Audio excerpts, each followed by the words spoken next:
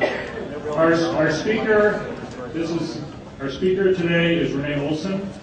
Renee Olson is a former anti-Mormon who has been a member of the Church of Jesus Christ of Latter-day Saints for 6 years. She's the adopted daughter of Darius. I always get that wrong. Sorry, Darius. Darius Gray, president of the Genesis Group, which is an LDS group, and Darius is an honored guest today. You might want to wave or stand up. It's an official auxiliary of the Church for Black LDS and their families and friends. As a former anti-Mormon and now active Black LDS, Renee has unique insights concerning how antis use such issues as blacks in the priesthood to turn people away from the truth. She has served as an official LDS interpreter for the deaf and a state missionary.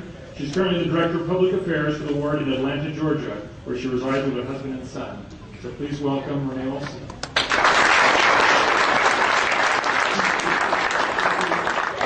If I could sign this talk, I'd probably be a lot more comfortable. I want to thank my father for being here.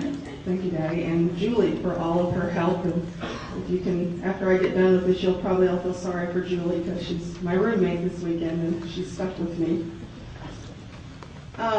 One thing Julie and I talk about is a lot of this white guilt that people feel because of myths that have been perpetuated in the church since its inception.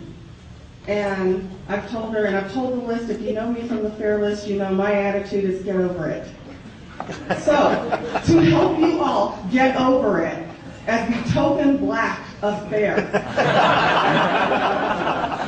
I absolve all of you of your white guilt and say unto you, be healed. Okay? Think no more of us. Our other sins. You're on your own.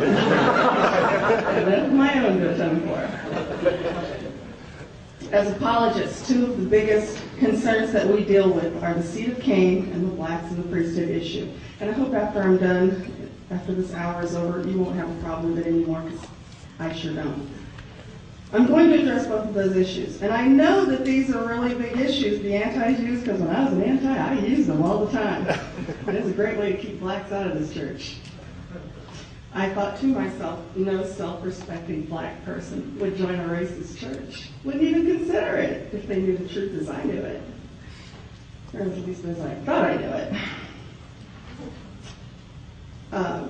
As many of you from the fair list know, I've given my testimony in fair. I did start out as an anti. You've asked me how I became an anti. Well, I had really good friends who lived across the street from me, and they were Roman Catholic. And the lady had left the convent. She was a nun, and had left the convent to become to get married and have children. And so they had raised their children Catholic. And all of a sudden, overnight, instead of trying to get me to go to Mass, now it was come to home meeting. And so I said, I have a problem here. I could deal with Mass, but I can't deal with this home meeting thing. So I went to my pastor, and I asked my pastor if the church had, if our Southern Baptist church had anything about Mormons, because I knew absolutely nothing. Talk about a blank slate, I was a blank slate. Well, he told me that I needed to stay away from Mormons because they brainwash their people. And they teach people that they are the only church in which a person can go to heaven. And by the way, the only correct church on the face of the earth, not just the only way to go to heaven. And now that I'm on the other side, I'm thinking, gee, isn't that what I was taught as a Southern Baptist? Go figure. Well, then they told me that there were two men coming from the Home Mission Board who would, and the Home Mission Board, by the way, is based in Atlanta. And they were going to be coming to my little small town in Iowa, and they were going to talk about Mormons and Jehovah's Witnesses. So of the two conferences, guess which one I went to? Of course, I went to the workshop on Mormonism. After taking their 2-day seminar, I was told that I could earn a certificate, which would make me a lay volunteer, kind of a lay professional in this area. So I took the opportunity, determined to learn all I could to help get my friends out of Mormonism. I wasn't trying to destroy the church at that point. I was just trying to get my friends out. So, to make a long story short, after doing my calling for 6 years, I spent another 10 years out in the desert or wilderness of life until my pride was completely, utterly broken down to nothing. And the Master felt I had been sufficiently softened and was ready to be used for his purposes. Now I'm on the other side, and I know exactly who was doing the brainwashing. Now, if anybody wants to hear the whole gory story with its sundry sordid details, see me later. No time right now. I want to discuss some of the myths surrounding the Mormon Church. Now, we've all heard that one about blacks didn't fight valiantly in the pre-existence. I used to teach that. And I've also heard that Noah's son Ham married an Egyptian which was outside of the approved lineage, and Ham's posterity would not be able to hold the priesthood because of it. Another one I've heard is that Egyptians wanted a matriarchal line rather than honoring the man as the patriarch, and so the priesthood would be denied her line for her mistake. And then there's the myth I've heard that black people just aren't as intellectually superior. Boy, do I take offense at that one.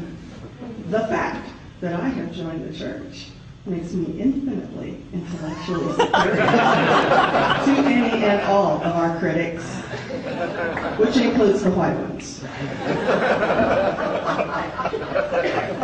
Okay? So we've already dispelled that myth.